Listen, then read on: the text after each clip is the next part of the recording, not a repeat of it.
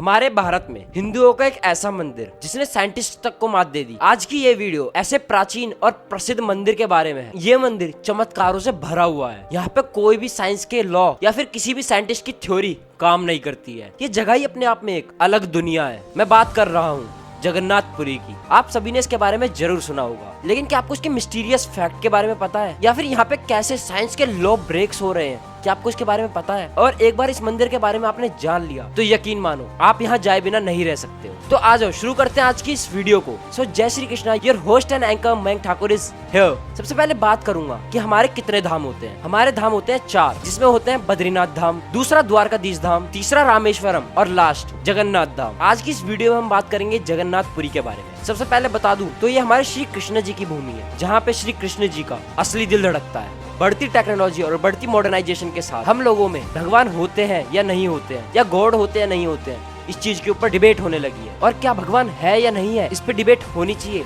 Comment करके जरूर बताना। तो चलो आओ सबसे पहले कुछ शॉकिंग फैक्ट्स जानते हैं जगन्नाथपुरी के बारे में। सबसे पहले आपने एक चीज तो नोटिस करी होगी, हर मंदिर में मूर्तियां पत्थर या सोने की बनी होती है, लेकिन जगन्नाथपुरी में सारी मूर्तियां लकड़ी की बनी हुई है। इसके पीछे एक बहुत बड़ा रीजन है, चलो बताता हूँ। ये बहुत पॉपुलर स्टोरी है। एक शिकारी जिसका नाम ज़ारा था, उसने शिकार करते हुए जब अपना तीर छोड़ा था तो वो तीर जाके कृष्ण जी के पैरों में लग गया था, जिसकी वजह से कृष्ण जी की मृत्यु हो गई थी। और जब उनकी मृत्यु के बाद उनका अंतिम संस्कार किया गया। अंतिम संस्कार होने के बाद जब वहाँ की आग शांत हुई तो वहाँ पे ज़ारा को एक मेटल टाइप चीज चमकती हुई मिली। उसने उस चीज को लेकर दुनिया में बेचने चला गया, जिसको हर किसी ने खरीदने के लिए मना कर दिया। और फिर आखिरी में ज़ारा ने उसको एक पेड़ के टुकड़े पे रख के नदी में छोड़ दिया। उसके बाद विष्णु जी अवंती के राजा इंद्रद्युम्न के सपने में आए और उन्होंने बोला कि तुम जाकर नदी में डुबकी लगाओ। और वो विष्णु जी के बहुत बड़े भक्त थे, जिसकी वजह से उन्होंने अगले दिन ही नदी में जाकर डुबकी लगाई। और डुबकी लगाने के बाद उन्हें वो लकड़ दिखाई दिया। फिर अवंती के राजा ने उस लकड़ी के टुकड़े को अपने महल में लेकर आ गए। उसके बाद उन्होंने कई कारीगरों को बुलाया कि उनकी मदद से वो उस लकड़ी से मूर्ति बनवा सके,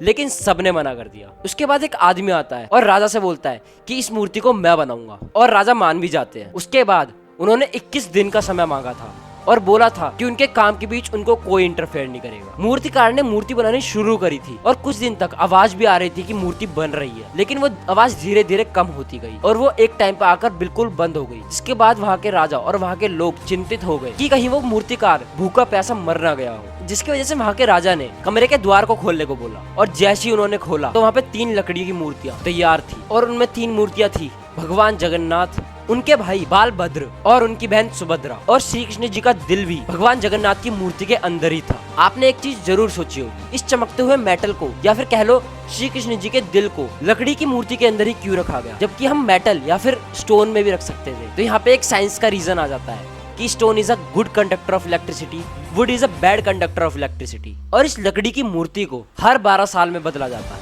हर 12 साल में मंदिर एक दिन के लिए बंद होता है और वहाँ के पंडित आंखों पे पट्टी बांधकर पूरे एरिया की बिजली काटकर अंधेरे में उस दिल को निकालकर दूसरी मूर्ति में डालते हैं। आंखों पे पट्टी इसलिए लगाते हैं क्योंकि कहा जाता है अगर उसको किसी ने सामने से देख लिया तो उसकी तुरंत मृत्यु हो जाएगी। और अब एक ऐसी बात बताता हूँ जहाँ साइंस भी फेल हो जाती है। जगन्नाथपुरी के मंदिर के ऊपर एक झंडा है जो कि सारे साइंस लोगों को ब्रेक कर देता है। साइंस के हिसाब से क्या होना चाहिए, जिस दिशा में हवा चल रही है झंडा भी उस दिशा में लहरेगा, या फिर कोई चीज भी उस दिशा में मूव करेगी, कोई भी लाइट वेट चीज। लेकिन यहाँ पे रूल ब्रेक ये होता है कि जिस दिशा में हवा चल रही है उसकी उल्टी दिशा में वो झंडा हमेशा लहरता है। साइंटिस्ट भी इसका कुछ पता नहीं निकाल पाए, और उस झंडे को हर दिन बदलना पड़ता है। और उस झंडे को अगर हर दिन नहीं बदला जाएगा तो अगले 18 सालों के लिए जगन्नाथ मंदिर बंद हो जाएगा। और ये भी सुनो कि आज तक इस मंदिर की कभी परछाई ही नहीं बनी। अगर इस मंदिर के सामने सूरज भी खड़ा हो तो इसकी परछाई कभी नहीं बनेगी, इसकी परछाई कभी बनती ही नहीं है। जगन्नाथपुरी मंदिर के ऊपर एक सुदर्शन चक्र है जो कि भगवान विष्णु जी का